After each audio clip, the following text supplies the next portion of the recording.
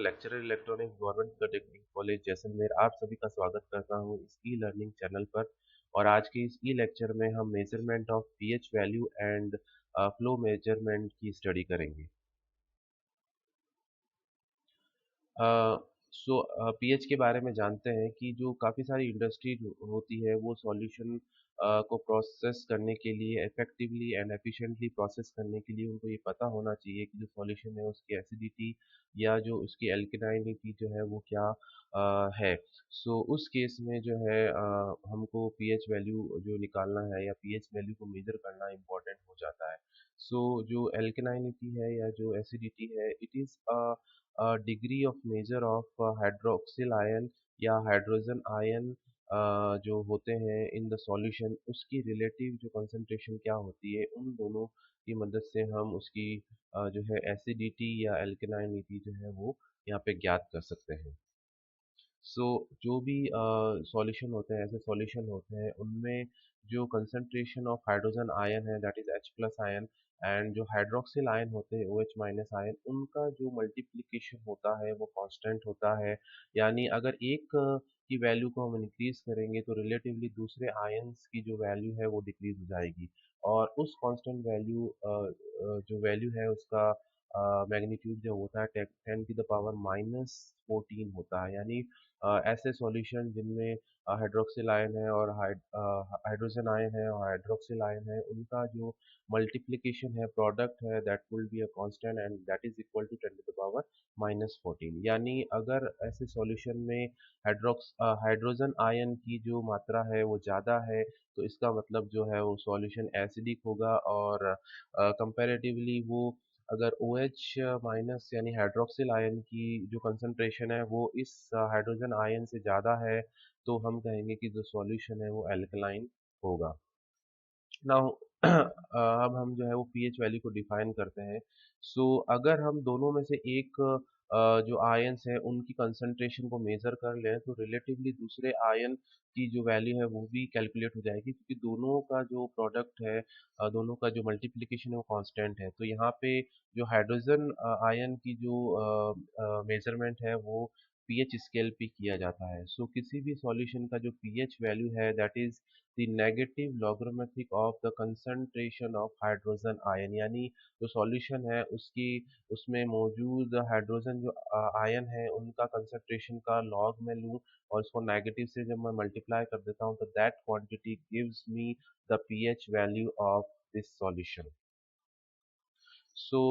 अगर हम एक सॉल्यूशन की बात करें जहाँ पे जो हाइड्रोजन आयन है और हाइड्रोक्सिल आयन है उनकी दोनों की क्वांटिटी जो है वो इक्वल है that is 10 to the power minus क्योंकि 10 to the power -7 into 10 to the power -7 करेंगे तो that will equal to 10 to the power -14 जो कि उस कांस्टेंट के इक्वल आ रहा है। सो उस अगर हाइड्रोजन आयन की जो कंसंट्रेशन है and that is equal to hydroxyl ion that is 10 to the power -7 तो उसका जब मैं लॉग लेता हूँ और नेगेटिव से मल्टीप्लाई करता हूँ तो दैट क्वांटिटी कम्स 7। यानी जो पीएच है उस सॉल्यूशन का वो 7 आता है। यानी वो solution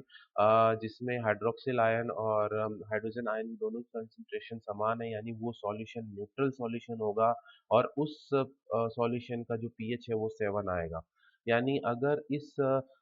such type of solution की जो पीएच वैल्यू है वो 7 से कम आती है यानी वो सॉल्यूशन जो है वो एसिडिक होगा और 7 से ज़्यादा और 14 के बीच में उनकी वैल्यू आती है तो हम कहेंगे कि that particular solution is alkaline solution. Now we see की एग्जांपल देखते हैं कि सपोज करेंगे एक सॉल्यूशन है जिसमें हाइड्रोजन आयन की जो कंसंट्रेशन है वो 10 to the power minus so so therefore automatically जो हाइड्रोक्सिल आयन है उनकी कॉन्सेंट्रेशन जो है 10 टू द पावर -9 हो जाएगा क्योंकि जब दोनों को मल्टीप्लाई करेंगे 10 to the power -5 and 10 to the power -9 so इनका प्रोडक्ट जो है वो 10 टू द पावर -14 आ रहा है वो कांस्टेंट के इक्वल आ रहा है। सो जब इस सॉल्यूशन का जब हम पीएच कैलकुलेट करेंगे तो minus logarithmic of the concentration of the hydrogen ion and the concentration of the hydrogen ion is 10 to the power -5 so it will give me 5 यानी that particular solution is having a pH of 5 और जो कि 7 से कम है यानी solution जो है वो एसिडिक सॉल्यूशन होगा। नाउ हम देखते हैं कि जो पीएच है वो किस तरह से मेज़र किया जाता है। सो पीएच मेजर करने के लिए हमारे पास एक पेयर ऑफ इलेक्ट्रोड्स होता है जिनको इमर्स किया जाता है, डुबोया जाता है उस सॉल्यूशन में जिस सॉल्यूशन का जो पीएच है मुझे मेजर करना है। और उसकी वजह से जब ये इन इलेक्ट्रॉन्स को डुबाया जाता है तो इन दोनों इलेक्ट्रोड के बीच में एक वोल्टेज जो है वो डेवलप होता है, और ये जो वोल्टेज डेवलप होता है, पोटेंशियल जो डिफरेंस होता है, that is a function of pH, यानी इसका जो पोटेंशियल डिफरेंस है वो पीएच के अकॉर्डिंग जो है वेरी करेगा। सो वी कैन से कि जो पीएच ऑफ द सॉल्यूशन है वो पोटेंशियल डिफरेंस की टर्म में हम कैलकुलेट कर सकते हैं। दैट पर्टिकुलर जो एक्शन है very much similar to voltaic cell, because उसमें भी हम जो दो डिसिमिलर इलेक्ट्रॉन लेते हैं उनको जो एक पर्टिकुलर इलेक्ट्रोलाइट सॉल्यूशन में डुबाया जाता है, और इन दोनों के बीच में इलेक्ट्रोड के बीच में जो है वोल्टेज यहाँ पे डिफरेंस क्रिएट होता है। दिस इज़ अ पीएसएल जिसमें हम जो है मेजरमेंट ऑफ पीएच करते हैं। सो यहाँ पे दो इलेक्ट्रोड्स होते हैं। A first electrode is reference electrode and the second electrode is the measuring electrode. Reference electrode is a electrode जहाँ पे इस पर्टिकुलर इलेक्ट्रोड का जो पोटेंशियल है या जो वोल्टेज है वो कांस्टेंट होता है, रिगार्डलेस कि हम जब इसको डिफरेंट डिफरेंट जो सॉल्यूशन है जिसका पीएच मेजरमेंट करना है उसमें अगर हम इसको डिप करते हैं तो इसका जो पोटेंशियल है वो चेंज नहीं होता है, that is a reference electrode. और जो मेजरिंग इलेक्ट्रोड है इस पर्टिकुलर इलेक्ट्रोड का जो पोटेंशियल है या जो वोल्टेज है वो चेंज होगा according to the pH of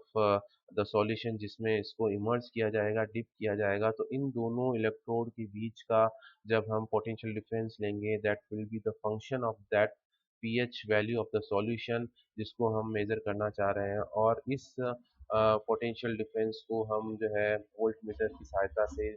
major कर सकते हैं, या उस वोल्ट मीटर को डायरेक्टली कैलिब्रेट कर सकते हैं इन द पीएच वैल्यू, ताकि जो है इस पोटेंशियल डिफरेंस के रिस्पेक्ट में वो डायरेक्टली पीएच वैल्यू को यहाँ पे इंडिकेट कर सके। सो हम देखते हैं कि जो एक पीएच सेल है या जो मेजरमेंट ऑफ पीएच जो पीएच वैल्यू है उसमें जो इलेक्ट्रोड्स है उसको किस तरह से बनाया जाता है। सो यहाँ पे एक इनर असेंबली है ग्लास की जिसमें यहाँ पे जो है कैलोमेल एंड मरकरी का एक सॉल्यूशन भरा जाता है, और इसके बाहर एक आउटर असेंबली होती है। उस आउटर असेंबली में जो है पोटेशियम क्लोराइड KCl का एक सॉल्यूशन होता है। और यहाँ पे इस बॉटम ऑफ जो ट्यूब है, ग्लास ट्यूब है, इसमें छोटा सा छिद्र होता है जिसकी वजह से ये जो सॉल्यूशन है पोटेशियम क्लोराइड जो वो धीरे धीरे जो है वो डिफ्यूज होता रहता है अगर हम को जो है वो सॉल्यूशन में डुबाते हैं जिसका मेजरमेंट करना होता है, पीएच जिस सॉल्यूशन का पीएच मेजरमेंट करना होता है, और जब उस सॉल्यूशन में जब डुबाया जाता है तो वो उसमें धीरे धीरे डिफ्यूज हो जाता है। तो इन दैट केस हम कह सकते हैं जो सॉल्यूशन होता है पीएच सॉल्यूशन जिसका पीएच मेजरमेंट करना है that is electrically connected to this calomel, क्योंकि ये यहाँ से कनेक्टेड है, और ये जो सॉल्यूशन है वो जब उस सॉल्यूशन में डिप किया जाता है तो वो वहाँ से कनेक्टेड होता है। इनडायरेक्टली वी कैन से जो ये सॉल्यूशन है कैलोमेल एंड मर्करी का जो सॉल्यूशन है वो इलेक्ट्रिकली कनेक्शन देता है टू दिस पीएच सॉल्यूशन जिसका मेजरमेंट करना है। उसके बाद जो मेजरिंग इलेक्ट्रोड होता है that is very much similar to reference electrode. उसमें भी एक इनर असेंबली होता है जिसमें सेम कैलोमेल एंड मरकरी का सॉल्यूशन भरा रहता है, और यहाँ पे आउटर में जो है पोटेशियम क्लोराइड की जगह यहाँ पे बफर सॉल्यूशन फिल होता है। बफर सॉल्यूशन एक सॉल्यूशन है जिसका पीएच जो है वो कांस्टेंट होता है। यानी अगर हम इसको जब डिप करते हैं सॉल्यूशन में तो उसकी डिफरेंट पीएच वैल्यू के अकॉर्डिंग इसका जो पीएच वैल्यू है वो चेंज नहीं होता है, इसका पीएच जो है वो कांस्टेंट रहता है। सो और दूसरा जो है यहाँ पे कोई भी छिद्र नहीं होता है, और इसको इस तरह से बनाया जाता है ताकि ये जो टिप होती है वो पीएच सेंसिटिव होती है, यानी जब इसको डिप किया जाता है सो यहाँ पे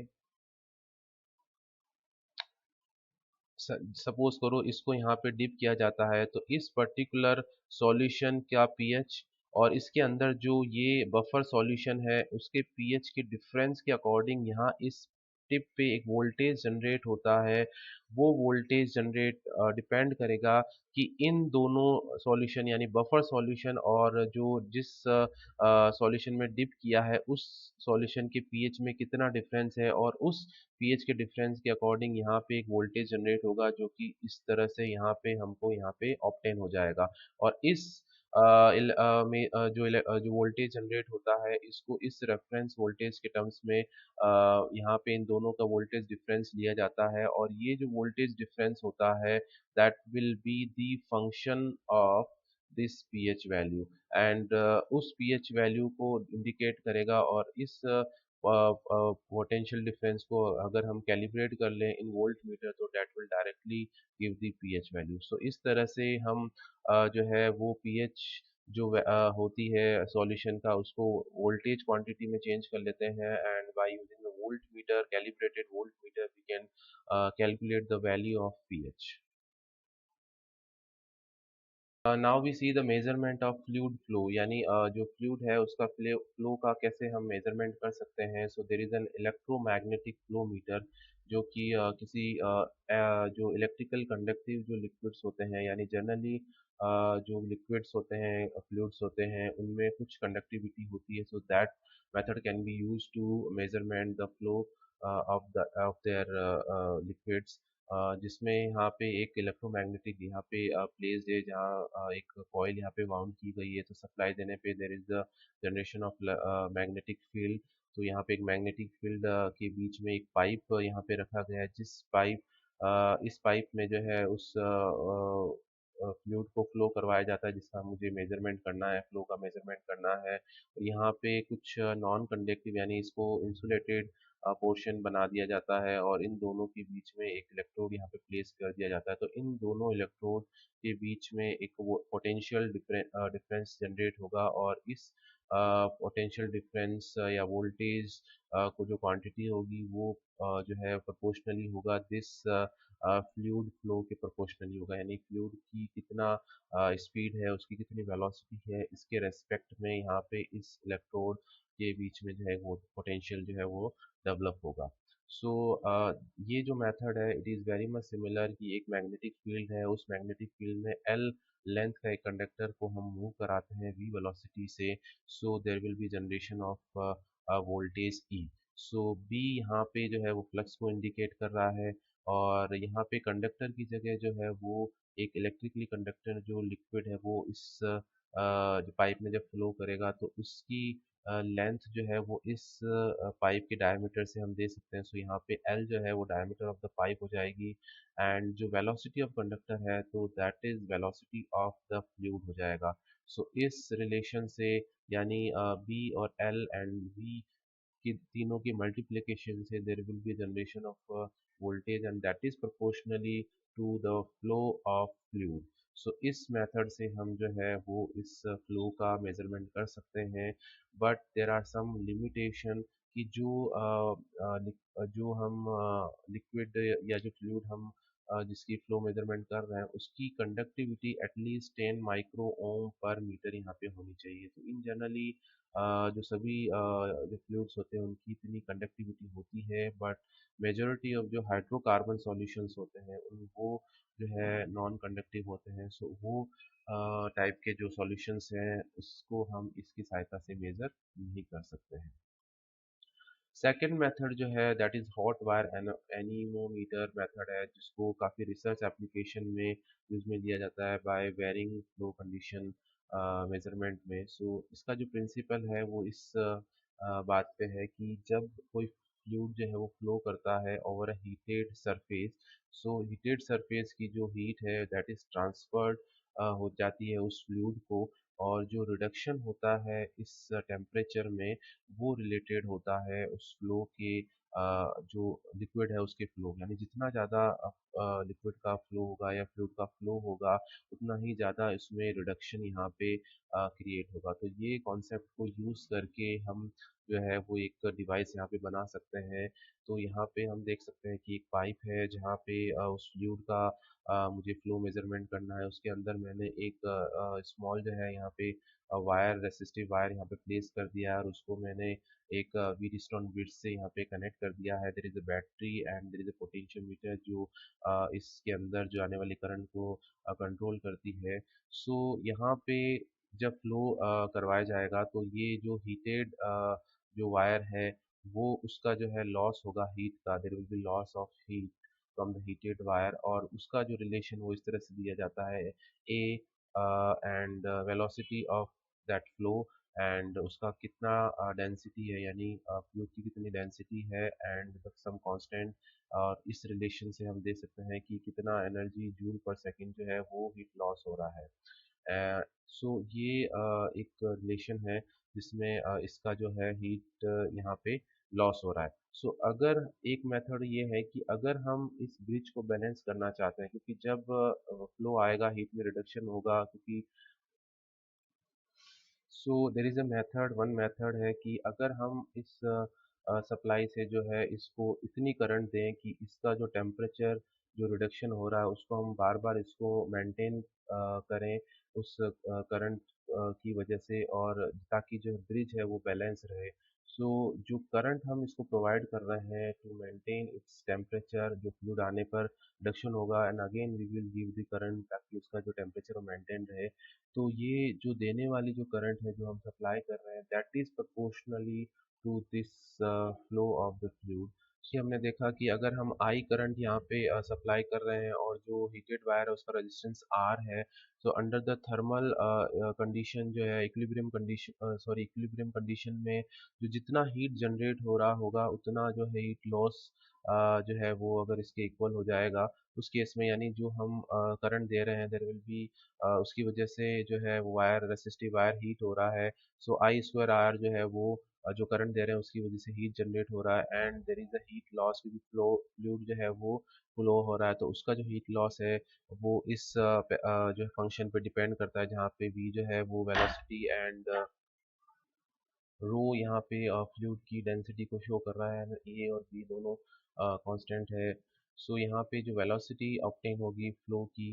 that is a function of this current जिसको हम प्रोवाइड कर रहे हैं। तो इन टर्म्स ऑफ करंट जो है वो मेजर कर सकते हैं हम जो फ्लूइड है उसका फ्लो मेजरमेंट किया जा सकता है। तो दिस इज अ मेथड जिसकी सहायता से हम जो है कितनी करंट सप्लाई कर रहे हैं उस करंट को अगर हम यहाँ पे मेज़र कर लें। सो इन दिस केस हमने यहाँ पे एक स्टैंडर्ड जो है रेजिस्टेंस लगाया है जिसमें जाने वाली जो करंट है वो आई है। So by potentiometer we can measure the voltage की टर्म्स में यहाँ पे कैलकुलेट किया जा सकता है कि कितना वोल्टेज यहाँ पे जनरेट हो रहा है और that voltage is proportionally to the fluid flow. So in terms of current and in terms of voltage, we can measure the flow of liquid. So thank you very much. In this section we see कि जो pH है value क्या होती है उसका measurement हमने देखा and we see two types of method to measurement of flow of fluid and the major portion has been taken to electrical and electronic measurement and instrumentation एक सानी book and some content जो है वो internet से लिया गया है। So thank you very much and for any query you can contact to me to this Gmail. Thank you.